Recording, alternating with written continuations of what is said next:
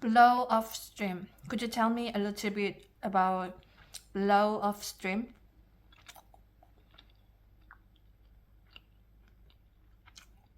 Blow off steam is a phrase used to describe releasing built-up energy or emotion. Steam. It's often used when someone needs to relieve stress or frustration. For example, after a long week at work, someone might go for a run or hang out with friends to blow off steam. It's all about finding a way to relax and let go of stress. Do you have any specific ways you like to blow off steam? Yeah. When I got stressed, I go for a walk in the bamboo forest, like over 30 minutes. Today I went there also and play the piano and listen to the music.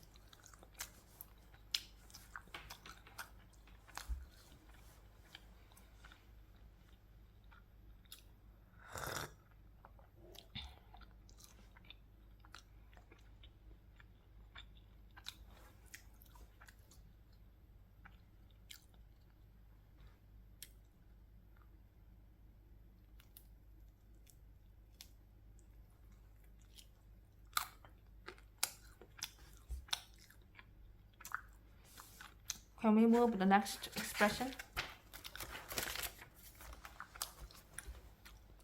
Absolutely, let's move on. What's the next expression you'd like to learn about or discuss? Experience firsthand. Could you tell me a little bit more about that?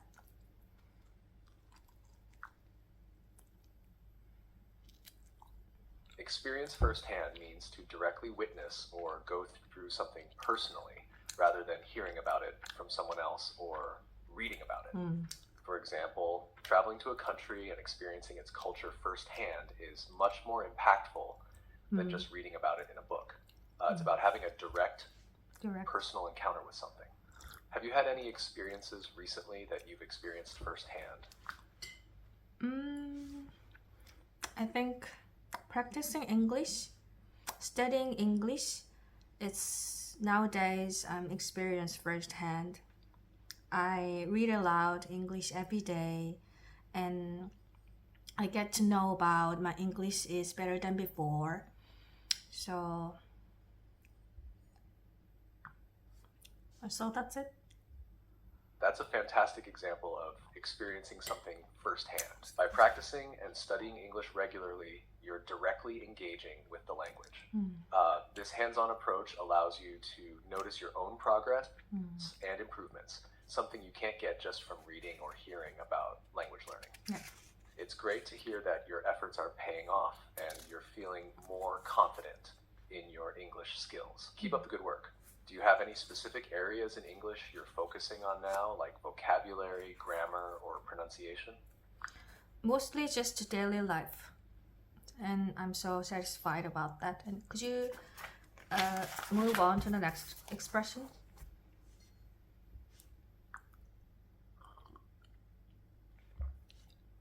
Sorry, an unknown error occurred. Please try again later. Can we move next to expression? Of course. Feel free to share the next expression you'd like to learn more about. Mixed feelings. Mixed feelings. Could you tell me a little bit more about that? Mixed feelings is a phrase used when someone has conflicting emotions about a situation or event. It means feeling both positive and negative emotions at the same time. For example, you might have mixed feelings about graduating from school. You could be excited about the future, but also sad to leave friends and familiar routines. It's a common experience when facing big changes or complex situations. Have you ever found yourself having mixed feelings about something? Yeah, every new semester when back in the days when I was high school or school days, I feel like every new semester I feel like mixed feelings, like exciting, also worried about, anxiety, something like that.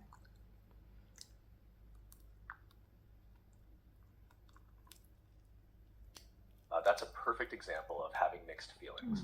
The start of a new semester often brings excitement about new opportunities and experiences, but it can also bring anxiety about the unknowns and challenges ahead. It's a natural response to such a significant change. Many people feel similarly in situations where there are both positive and uncertain elements. It's great that you can reflect on these feelings and understand them. Do you have any other expressions or areas in English you're curious about? Sorry, I didn't follow you. I didn't catch it. Could you say it again? Sure, I can repeat that. I said that your example of feeling mixed feelings at the start of a new semester is perfect. It's common to feel excited for new opportunities and also anxious about the challenges. It's a natural way to feel when facing big changes. Many people experience similar feelings. Would you like to learn about any other expressions or aspects of English? Yeah. The next expression, what it used to be. What it used to be. Tell me about a little bit more.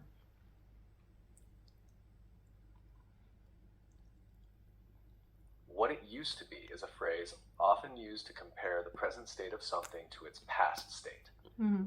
It implies that there has been a change, usually indicating that something is not as good or effective as it once was.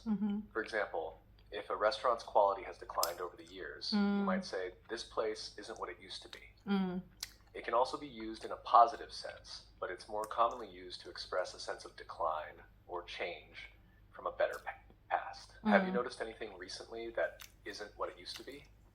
Yeah, absolutely. My body is definitely not what it used to be after 40 years old. That's a relatable use of the phrase. It's common for people to feel that their bodies change as they get older, often noting differences in energy levels, physical abilities, or overall health. It's a natural part of aging, and using the phrase, not what it used to be, captures that sense of change over time. It's also a reminder of the importance of taking care of ourselves as we age. Do you have any other expressions or aspects of English you'd like to explore? Next one is come as a shock. Come as a shock.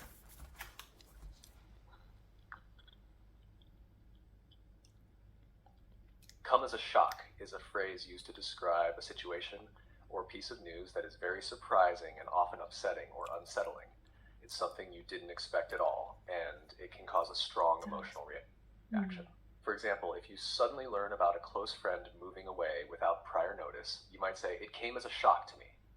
It's about experiencing something startling or jarring. Have you ever encountered a situation that came as a shock to you?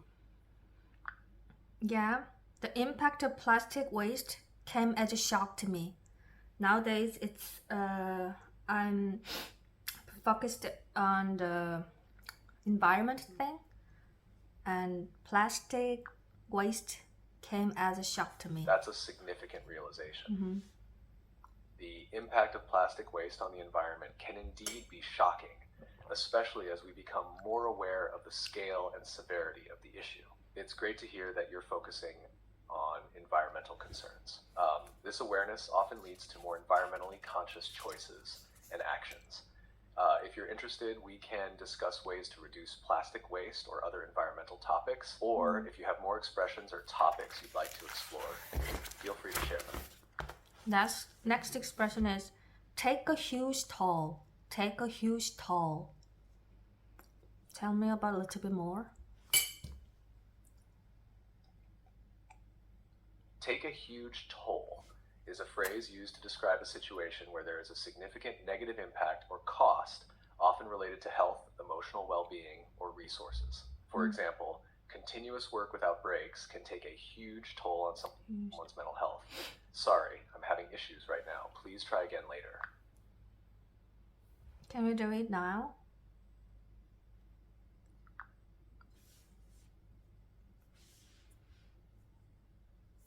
Yes, continuing with the explanation, take a huge toll can also refer to natural disasters impacting a community, where the phrase would highlight the extensive damage or loss experienced. It's about acknowledging the heavy burden or negative effects of a situation. Have you observed situations where something took a huge toll, either personally or in a broader context? Yeah, overfishing is take a huge toll on the marine ecosystem.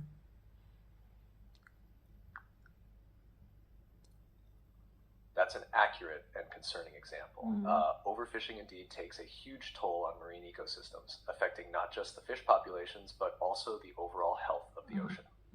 It leads to imbalances in the marine environment, impacting various species and even the livelihoods of communities reliant on fishing. Your awareness of such environmental issues is commendable. Discussing and understanding these impacts is vital for creating solutions and promoting sustainable practices. Do you have any more expressions or topics you'd like to delve into? Yeah, a hot new fad. A hot new fad. Tell me about a little bit more, please.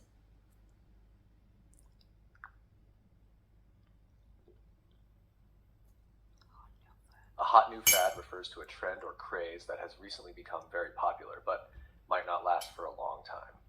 It's something that catches on quickly and gains a lot of attention and enthusiasm, especially in fashion, technology, or social media. For instance, a new style of clothing or a viral dance challenge can be considered a hot new fad.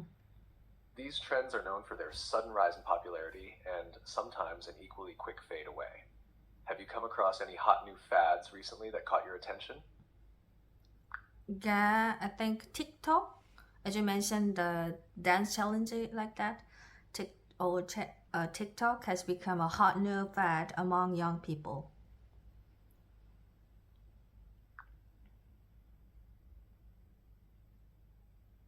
Absolutely. TikTok is a great example of a hot new fad, especially with its dance challenges and various trends that rapidly gain popularity. It's interesting how such platforms can influence culture and entertainment, creating a space where new fads can start and spread quickly among a wide audience, particularly young people. The dynamic nature of these trends keeps the platform fresh and engaging.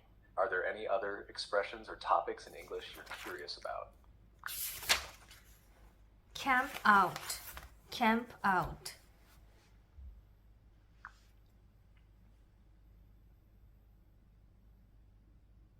Camp out generally means to spend time camping outdoors, usually in a tent or similar temporary accommodation.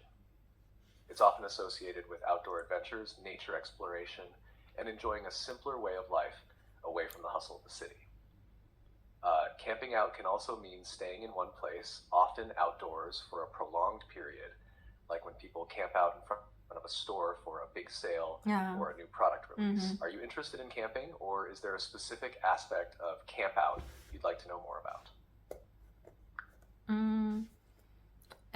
This expression, I saw the sentence like people were camping out in front of a department store, as you mentioned, like Black Friday, something like that. Got it. I thought it. When I thought about Black Friday when I see this expression, camp out.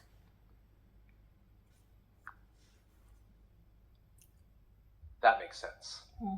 Camp out is indeed often associated with Black Friday. On Black Friday, many people camp out in front of stores to be among the first to access major sales and deals. It's a clear example of how dedicated some shoppers are to getting the best deals, showing the lengths they'll go to, including spending the night outside a store. It's quite a phenomenon in places where Black Friday sales are popular. Do you have any more expressions or English phrases you're curious about? Yeah. Check in with a QR code. Check in with a QR code.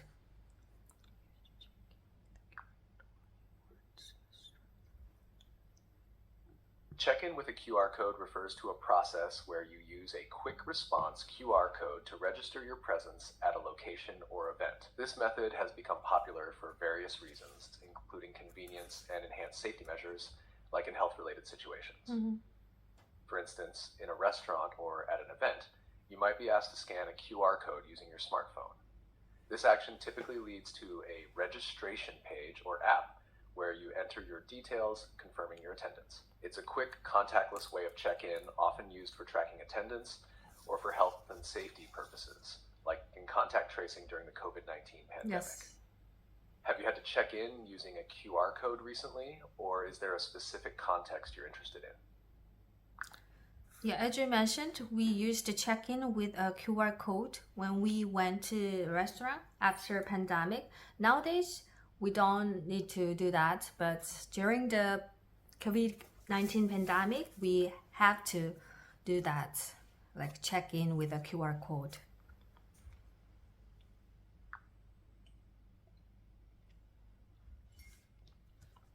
That's right. During the COVID-19 pandemic, QR code check-ins became a common practice in many places to help with contact tracing and managing the spread of the virus. When entering restaurants, stores, or public venues, scanning a QR code to register attendance was a part of the new normal. It was a way to quickly and efficiently log visits, which was crucial for notifying people if they were potentially exposed to the virus. Now that such measures are not as necessary in many areas, the use of QR codes for check-in has decreased, but it's still a convenient tool for various purposes. It's interesting to see how technology like this was rapidly adopted in response to a global health crisis. Do you have any other expressions, technology related or otherwise, that you're curious about? Next expression is first thing in the morning. First thing in the morning.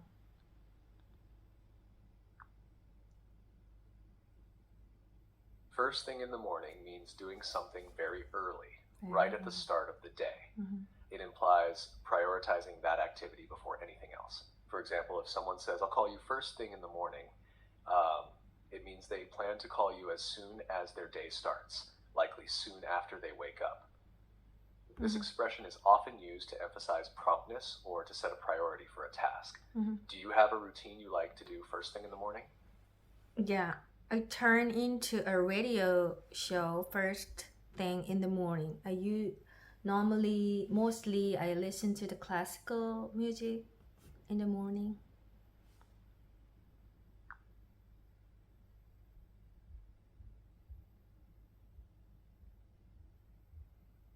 Listening to a radio show, especially classical music, first thing in the morning sounds like a peaceful and enriching way to start your day. Classical music can be very calming and can set a positive tone for the rest of the day. It's a wonderful routine to have. Do you have a favorite piece of classical music you enjoy, or are you open to different compositions each morning? Yeah, you told me that classical music make me calm and peaceful. At the same time, I really like the parade music, like Dvorak, new generation. I'm not sure the English title is right or not, but that kind of music give me the power, energy in the morning. So I really like that. Listening to the music, parade music in the morning.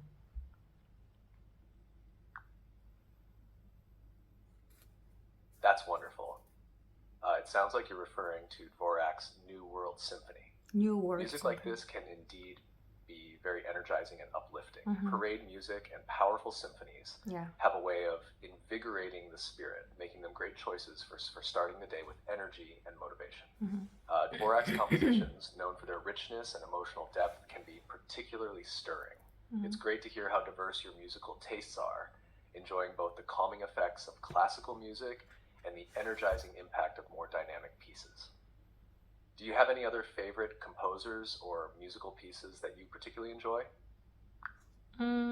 Yes, I have, like Beethoven and Dvorak and Mozart, and that's it. And can we move the next expressions?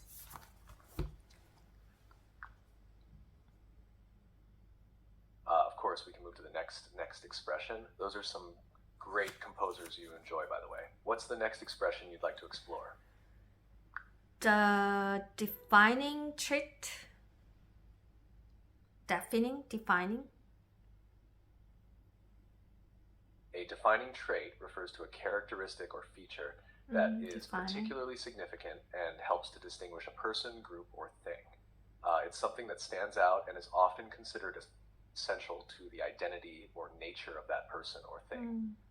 For example, someone might be known for their honesty, and this characteristic could be seen as a defining trait of their personality. Or a defining trait of a certain animal species might be a unique physical feature or behavior. Do you have any traits or characteristics you consider defining for yourself or something else? I can say like this will be the defining trait of the metaverse.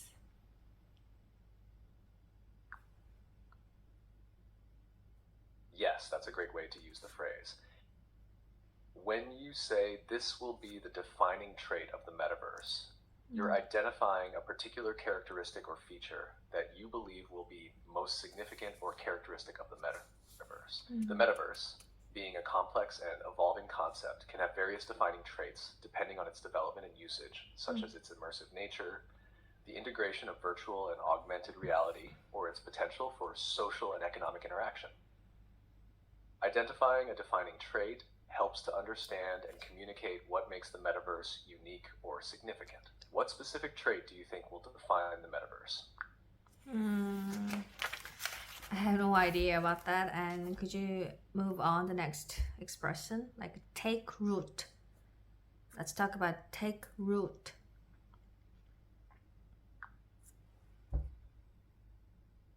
Take root is a phrase that can be used both literally and metaphorically. Literally, it refers to a plant's roots growing and establishing themselves in the soil, which is crucial for the plant's growth and survival. Metaphorically, take root means that an idea, belief, or trend is beginning to become established or accepted. For example, if a new cultural trend starts to become popular in a community, you could say that this trend is taking root there. It implies a process of growth and becoming firmly established over time. Do you have an example of an idea or trend that you've seen take root in your community or in a broader context? Yeah, I can say this new trend has taken root in our lives. That's a perfect use of the expression. Saying this new trend has taken root in our lives implies that the trend has become established and is now a regular part of life. It's interesting how certain trends, whether in technology, fashion, or lifestyle, can start small and then grow to become a normal part of our daily routines. The way trends take root can tell us a lot about our changing preferences and societal shifts. Are there any specific trends you've observed recently that have really taken root? Or would you like to discuss another expression or topic? I think I can say read aloud English has taken root in our lives. My son and I practice English every single day, like read aloud, Aesop fables, something like that. That's a great example. When a practice like reading English aloud becomes a regular part of your daily routine, it definitely has taken root. It's a wonderful habit to develop, especially when it's a shared activity with your son. Regularly practicing language skills can lead to significant improvements over time, and doing it together can make the process more enjoyable and motivating. It's also a great Next expression, give up on. Give up on.